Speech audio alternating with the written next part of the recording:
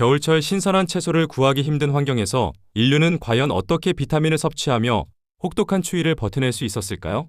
소금에 채소를 절여 장기간 보관하는 기술은 단순히 음식을 오래 두는 수단을 넘어 인류의 생존을 결정지은 혁명적인 발견이었습니다. 냉장시설이 전혀 존재하지 않던 고대와 삼국시대에 우리 조상들은 계절의 한계를 극복하기 위해 독창적인 저장 음식을 고안해냈습니다. 한반도의 겨울은 채소가 자라지 않는 황량한 시기였기에 채소를 오랫동안 파괴되지 않은 상태로 보관하는 지혜가 절대적으로 필요했습니다. 이러한 생존의 요구 속에서 채소를 소금물이나 침전물에 담가 발효시키는 기술이 발전하기 시작했습니다. 한자어로 채소를 물에 담근다는 뜻을 가진 침체는 오늘날 우리가 먹는 김치의 직접적인 어원이자 원형이 됐습니다. 당시의 침체는 붉은 고춧가루가 들어간 현대의 김치와는 전혀 다른 모습이었으며 주로 무나 오이 오디 같은 재료를 소금이나 술지개미 벽껍질 등에 절여 만든 담백하고 짭짤한 형태였습니다.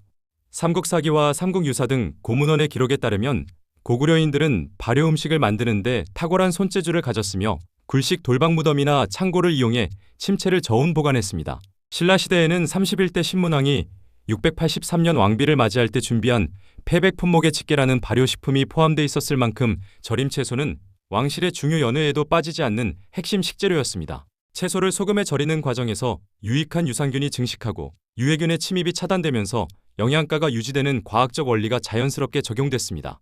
이처럼 고대인들이 추위와 기아에 맞서기 위해 개발한 단순한 소금 절임 기술은 한반도의 독특한 기후 조건과 결합하며 수천 년 동안 이어질 김치 문화의 튼튼한 뿌리를 형성했습니다. 삼국시대를 거쳐 고려시대에 접어들면서 한반도의 식문화는 큰 변화를 맞이했고 식재료의 다양화와 함께 절임 채소 기술 역시 한층 진화했습니다. 고대 형태의 침체가 단순히 채소를 소금에 절여 장기 보관하는 수준에 머물렀다면 고려시대에는 채소 자체의 맛과 수분을 활용한 국물김치 형태가 본격적으로 등장했습니다. 이 시기 김치의 핵심 재료로 자리 잡은 것은 무와 배추였습니다. 고려의 문신 이규보가 1241년경 저술한 동국 이상곡집의 가리방편에는 김장용 무를 소금에 절여 겨울에 대비한다는 기록이 명확히 남아있어 무가 당시 대중적인 식재료로 사용되었음을 입증합니다. 이 시기의 배추는 오늘날 우리가 흔히 보는 알이 차고 꽉 찬 배추가 아니라 잎이 얇고 넓게 퍼진 순무나 갓에 가까운 형태였으며 깨끗한 소금물에 절여 담백한 풍미를 냈습니다. 매운 고추가 남미 대륙에서 한반도로 들어오기 수세기 전이었기 때문에 고려시대의 김치는 붉은 빛을 전혀 띠지 않았고 오늘날의 동치미나 나박김치처럼 맑은 국물이 중심을 이루었습니다. 소금물에 절인 무와 채소에서 나온 즙이 어우러지면서 생성된 맑은 국물은 단순한 보존식을 넘어 밥상 위에서 목을 축이고 감칠맛을 더하는 국물 요리의 역할을 겸했습니다. 고려 왕실과 귀족층에서는 여기에 마늘이나 생강, 미나리 상추 등을 부재료로 첨가해 향신채의 풍미를 더했으며 소금 외에도 간장이나 된장을 활용해 채소를 절이는 숙채 기술도 함께 발전했습니다. 이처럼 고려시대의 김치는 깔끔하고 짭짤하며 시원한 국물 맛을 특징으로 발전하며 한반도 고유의 발효 국물 문화라는 새로운 지평을 열었습니다. 고려시대의 맑은 국물 김치는 1392년 조선 왕조가 개창하고 사회 기틀이 정립되면서 한층 더 풍성하고 화려한 음식 문화로 도약했습니다. 조선 초기 왕실과 사대부 가문에서는 단순히 채소를 소금물에 담그는 방식을 넘어 다양한 향신채와 약용 식재료를 적극적으로 결합하기 시작했습니다. 1420년대 세종대에 정리된 조리문헌과 왕실 의례 기록을 살펴보면 이 시기 김치에는 마늘과 생강뿐 아니라 알싸한 매운맛과 특유의 향을 더하는 산초와 미나리가 핵심 부재료로 다양하게 첨가됐습니다. 고추가 상용화되지 않았던 당시에 산초와 생강은 김치의 알싸함과 깊은 감칠맛을 내는 유일한 향신료였으며 알칼리성 식재료인 미나리는 발효 과정에서 김치의 아삭한 식감과 신선함을 오래 유지하도록 도왔습니다. 소금값이 여전히 비쌌던 조선 초기 소금과 각종 귀한 향신채를 듬뿍 넣어 만든 김치는 일반 민중이 매일 먹기 어려운 궁중의 사치품이자 양반가의 귀한 보양식이었습니다. 조선 왕실의 음식 관리를 담당하던 사홍원에서는 15세기 중반부터 계절별로 10여 가지가 넘는 고급 제철 김치를 따로 조정해 임금의 수라상에 올렸습니다. 무와 배추 외에도 박동화, 순무 등 고급 채소에 천연 향신료와 한약재를 조합해 만든 이 당시의 김치는 단순한 반찬을 넘어 신체의 기혈을 보충하고 추위를 이겨내게 돕는 특수 발효 보양식의 지위를 누렸습니다. 왕실 연회와 사대부의 접대상에서 최상급 식재료의 조화로 탄생한 고급 김치는 궁중 식문화를 중심으로 점차 양반가와 민간 영역으로 확산되며 한국 발효 음식의 깊이를 한층 높였습니다. 16세기 말 동아시아를 흔든 대규모 전쟁이었던 임진왜란은 한반도의 생태계와 식문화 지형을 근원적으로 바꾸는 결정적인 계기가 됐습니다. 1592년 임진왜란을 전후해 일본을 통해 들어온 고추는 본래 남미 대륙이 원산지로 포르투갈 상인들을 거쳐 동아시아로 전래된 신대륙 식재료였습니다. 당시 조상들은 고추를 남쪽 오랑캐가 전해준 매운 채소라는 뜻에서 남만초라 부르거나 일본에서 건너온 고추라는 의미로 외계자라 칭했습니다. 조선 초기까지만 해도 산초나 생강마늘로 매운맛을 내던 식문화 속에서 고추의 강렬하고 자극적인 매운맛은 매우 낯설고 생경한 자극이었습니다. 1614년 이수광이 저술한 지복유설에는 고추의 독성이 있습니다. 조심해야 한다는 기록이 남아있을 만큼 전래 초기에는 독풀이나 악마의 열매로 인식돼 기피 대상이 되기도 했습니다. 실제로 고추를 먹고 심한 통증을 느끼거나 목숨을 잃었다는 소문이 돌면서 초기 100여 년 동안은 식재료라기보다 독극물이나 약재 또는 술안주로 제한적으로 소비됐습니다. 그런데 시간이 지나면서 고추가 가진 독특한 알싸한 풍미와 뛰어난 항균 작용이 점차 주목받기 시작했습니다. 고추에 들어있는 캡사이신 성분은 채소의 부패를 막고 발효 과정에서 잡균의 번식을 억제하는 강력한 보존 효과를 발휘했습니다. 소금이 귀하고 고가였던 당시 사회 상황에서 고추는 소금의 사용량을 획기적으로 줄여주면서도 채소의 신선도를 오래 유지시켜주는 대안으로 가치를 인정받았습니다. 이처럼 전란의 혼란 속에서 남쪽 바다를 건너온 붉은 열매는 기피 대상에서 출발해 점차 한반도 식탁의 판도를 바꿀 식재료로 부상했습니다. 임진왜란 이후 조선 사회가 재건되는 과정에서 18세기에 들어서자 전국의 쌀 생산량이 급증하고 인구가 크게 늘어나며 소금 수요 역시 폭증했습니다. 농업 생산력의 증대로 밥 소비량이 늘어나며 반찬인 절임 채소의 소금 소비가 가파르게 늘어났으나 공급이 따라가지 못해 소금 가격이 비정상적으로 급등했습니다. 비싼 소금값으로 인해 민간의 경제적 부담이 한계에 다다르자 조상들은 소금을 대폭 줄이면서도 채소가 쉽게 무르거나 부패하는 것을 막을 새로운 발효 대안을 찾아 나섰습니다. 이때 눈을 돌린 식재료가 바로 독성이 있다는 오명을 벗고 항균 작용과 보존 효과가 입증된 고추였습니다. 고추 속 캡사이신 성분은 염도를 낮춘 상태에서도 유해균의 증식을 억제하고 발효를 안정적으로 유도하는 혁신적인 보존제 역할을 해냈습니다. 1766년 농학자 유중림이 엮은 증보살림 경제에는 고추와 고춧가루를 조리에 활용하는 방법과 함께 고추를 넣은 김치 제조법이 문헌상 최초로 등장합니다. 고추를 말려 붉은 가루로 만들어 김치에 섞는 방식은 소금 절임 방식을 뛰어넘는 발효 공법의 대전환을 가져왔습니다.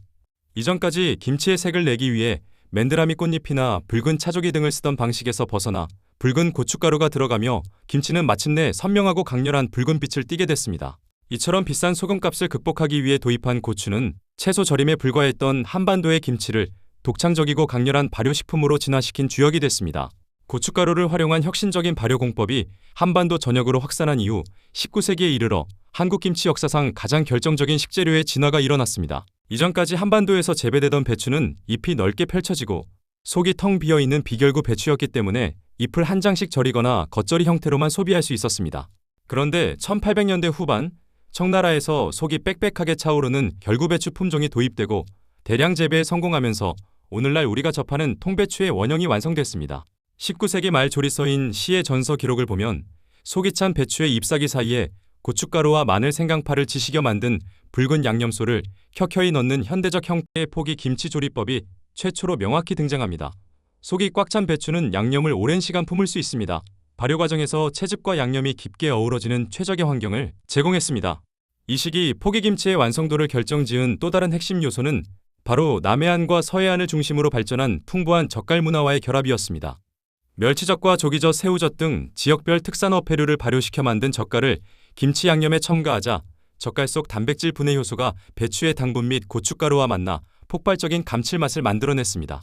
1900년대 초반에 이르러 전국의 시장에서는 통배추와 각종 젓갈 고춧가루가 함께 거래되며 김장철이면 온 마을이 포기김치를 담그는 풍경이 정착됐습니다. 이렇게 완성된 붉고 풍부한 감칠맛의 통배추 포기김치는 궁중과 사대부를 넘어 민간의 일상 식탁까지 빠르게 점령하며 한반도를 대표하는 독창적인 발효식품으로 완전히 자리 잡았습니다. 20세기 초반 일제강점기의 가혹한 수탈과 이어진 1950년 한국전쟁이라는 유례없는 민족의 순환기 속에서 통배추 포기김치는 단순한 반찬을 넘어 우리 민족의 목숨을 건탱해준 결정적인 생존 식량으로 작동했습니다. 일제는 1910년 강점 이후 한반도의 농업 수탈을 강화하며 1920년대 산미증식 계획을 통해 엄청난 양의 쌀을 일본 본국으로 수출 및 수탈해갔고 그 결과 다수의 조선인들은 극심한 식량난에 시달리며 영양 불균형 상태에 놓이게 됐습니다. 식량이 절대적으로 부족했던 이 시기에 소금과 고춧가루로 발효시킨 김치는 민중들이 비타민 군 그리고 각종 무기질을 보충할 수 있었던 거의 유일한 영양 공급원이었습니다.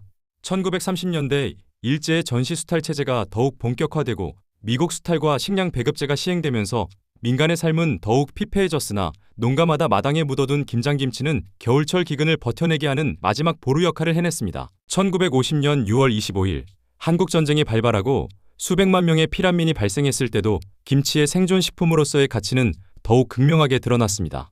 피란길에 오른 주민들은 비상식량으로 소금에 바짝 절여 만든 김치를 항아리나 자루에 담아 이동했으며 전쟁으로 신선한 채소의 공급이 완전히 끊긴 상황에서도 김치는 비타민 부족으로 발생하는 괴혈병이나 펠라그라 같은 영양 결핍 질환을 막아주는 핵심적인 역할을 수행했습니다. 특히 전선의 군인들과 피난민 구호소에서는 고기나 계란 같은 고단백 식재료를 구하기가 불가능에 가까웠기에 젓갈과 배추가 함께 발효되며 만들어낸 김치 속 영양소는 생존을 위한 필수적인 자원이었으며 1953년 휴전협정이 체결될 때까지 피난민들의 줄인 배를 채워주는 정신적 지주이자 희망의 상징이었습니다.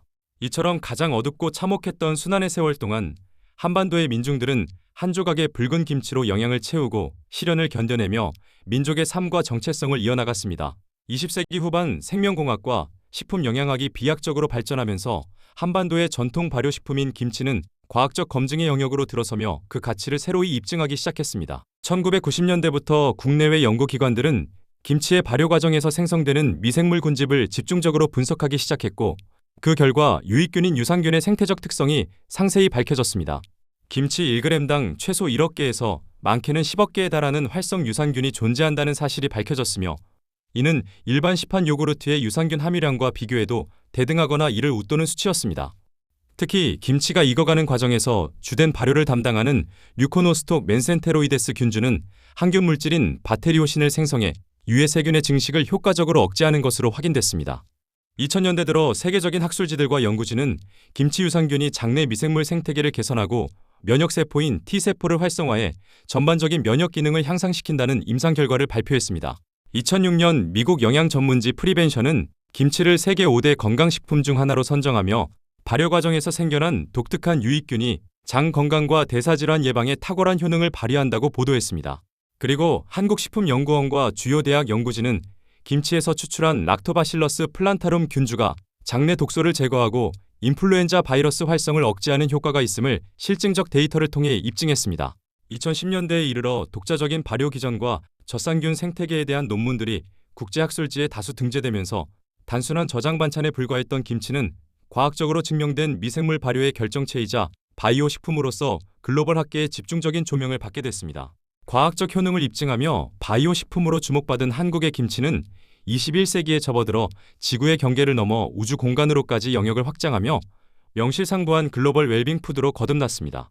2008년 4월 한국 최초의 우주인 이소연 씨가 소유주 12우주선을 타고 국제우주정거장으로 향할 당시 한국식품연구원과 한국원자력연구원이 공동으로 개발한 우주김치가 봉지 형태로 탑재됐습니다.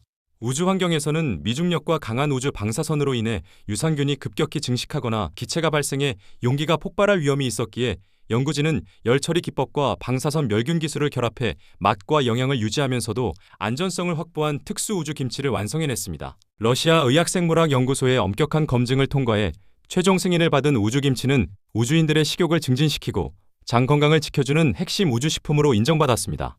이러한 독보적인 기술력과 영양학적 가치를 바탕으로 김치는 전 세계 대형 유통 채널에 대규모로 입점하며 대중적인 인기를 얻기 시작했습니다. 월마트와 코스트코 같은 글로벌 유통체인의 북미 1000개 이상 매장에 한국산 김치가 정식 입점하였고 프랑스 라파예트 백화점과 영국의 대형마트인 세인즈버리 등 유럽 핵심 거점의 매대에도 정식으로 진열됐습니다.